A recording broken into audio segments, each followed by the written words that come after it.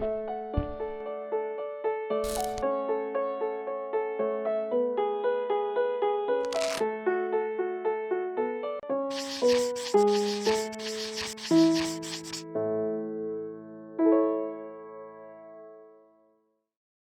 was it like growing up in Orangeburg, the home of South Carolina State? A simple life. I like to hunt and fish, small town environment, you know, everybody knew everybody. Your first job, paying job, was it in high school? Right, I had some summer jobs. I worked for First National Bank, rolling coins. Surrounded by millions of dollars? Or millions of dollars. And you're in there rolling coins? Yeah. All right, so then you graduate from high school and you know you're going to Clemson. When you go to Clemson, do you know what you're going to do? What are you going to major in? Not exactly. First, I started out in accounting and quickly decided after, I still took some accounting classes, but I decided that I wanted to go a different route. Majored in financial management. And then the concentration was in real estate. So what I'm doing now kind of fits in, ties in. But back then it was real estate because your dad was in real estate. That's right. So you graduate from Clemson, and now it's time to go to work and pay off your student loans. So what do you do? Well, I was still undecided, so I went back home trying to find a job. My brother was already in the field, so I knew a little bit about assessing, the assessor's office a little bit. Because he was in Orangeburg County working in the office. Yeah, I can't remember, he was either in Orangeburg or Calhoun at the time. Okay. I can't remember. And I saw an advertisement for a job posted here, and it was an appraiser position. And Mike Freeman, the former assessor, he was the assessor at that time, and he's the one that hired me on. And coming in that position, for those that may not understand what the office does and what an appraiser is, what does your job consist of? Going out and assessing property or valuing property for tax purposes. So go out and measure new construction, actually going out there and pulling a tape on a house, seeing the size of the house, and then coming back to the office, getting it into the CAMA system, computer-aided mass appraisal system. Of course, we check the value, check the components, make sure we have all the components, and generate a value. Later on, I got my commercial license to value commercial property, and became chief appraiser, and then deputy assessor, and then assessor after Mike retired. We have 34 employees. That includes GIS, Geographical Information Systems. Register of Deeds, which is down the hall, also falls under our umbrella. It's 10 employees down there, so counting them is 44 employees total. We don't value exempt properties, churches, county buildings, nonprofits, anything that may be exempt from Department of Revenue. Folks that move into a new house or buy a new house, they need to apply for their legal residence 4% rate. It happens a lot. They get their tax bill and it's gone up 3 or 4 times, and 9 times out of 10, the issue is you just need to fill out a legal residence form. That's all. We can get that fixed for you. Another exemption commercial folks may be interested in is a 25% ATI exemption. And what that is if a 6% property sells, then it could be eligible for a 25% exemption. Let's say we have a property, the market value of the books are $500,000, and let's say it sells for $1 million. That person can apply. If they apply in time, they have until January 30th after the year it sells, they need to apply for that exemption, and they could be taxed at $750,000, 25% off. There are certain exemptions through the auditor's office, Homestead Exemption, that's for over 65. Totally exempt, but folks that's over 65 need to contact the auditor for that exemption. There's certain exemptions for disabled vet. How can a house or a commercial product or a entity change its value? Well, the market itself, values are changing. Now we reassess every 5 years, but in between that time, a property sells, we have to reassess the year following the sale.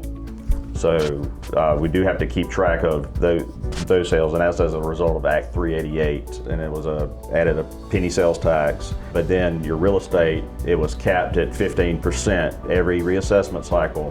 While we keep track of a market value of your property, your taxable value can only increase no more than 15%. Over 5 years? Over 5 years, that's correct. But if your property sells, then it goes to market value, which most of the time is the sales price. And if that goes up, then the 15% would go from that point. That's right, on the next reappraisal. Residents of Anderson County get the notices that the appraisal has been done. If you don't agree with it, you can come down and talk to y'all about it. That's correct. What's the craziest things you've heard people come in and argue about why it shouldn't have gone up?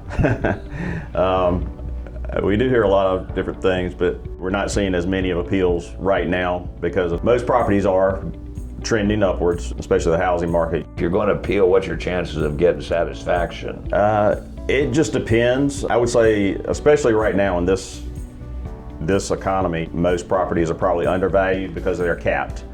So it just depends. It just depends on the property. We just have to take a look. Don't have an exact percentage, I would say, but if it needs to be lowered, we're more than happy to lower it. If anything that can help as far as an appraisal or anything that the taxpayer may have to bring in to support their case, we're more than happy to look at, or any information. It doesn't have to be an appraisal, just any information to help their case. Not that just my taxes are too high. Show me some information, we'll be glad to, take a look at it. Right now, there's a building boom in Anderson County, especially among homes, right? They're going up all over the place. How difficult is that for you and your people to keep up with that? Well, our staff has done a tremendous job of keeping up with it. It has been a challenging year with, getting all those new houses into the system and measured in a timely fashion, plus being a reassessment year and all the extra work that goes into that. But our folks have done a fantastic job of keeping up. We get the completions from Building and Codes. They send us monthly reports of when houses are completed. Now, those houses don't go on until the next year. So if you complete in 2021, that house does not get taxed until the following year. So we've caught up. So right now, we've already started the next phase. We've already measuring houses to go on the books for the following year, which is 2023. So agricultural land, you are required to make application if you want to qualify for agricultural land. And basically, the general rule is it's got to be 5 acres of timber or 10 acres of crop or pasture land. Now it has to be actively being used for bona fide agricultural purposes. So first of all, it starts with an application, and we have to approve it. There's a big tax break for agricultural land. So instead of being taxed at market value, you're taxed at a use value. So, and that averages anywhere from $40-something an acre to $100 an acre versus what your property may really be worth, which is $10,000 or $15,000 an acre, for example. So it's a huge tax break, and there's a new law this year in regards to agricultural buildings. Agricultural buildings this year are now exempt if it's being used to house agricultural products. For the county, I think it was a $2 million in assessment that came off the books because of all the agricultural buildings, which is not much when it's considering all the property we have and the values of all the property in Anderson County. That's not a big chunk, but I'm sure it will help the farmers.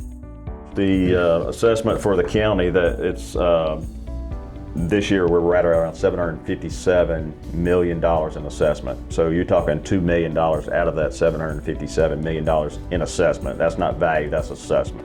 What have you seen figure-wise around the county as far as what districts are doing better than others? Just looking at it, it looks like District 1 and District 4 had the higher increase in assessments last year to this year. District 4 was 21%, District 1 was right behind that at 20% in assessment figures.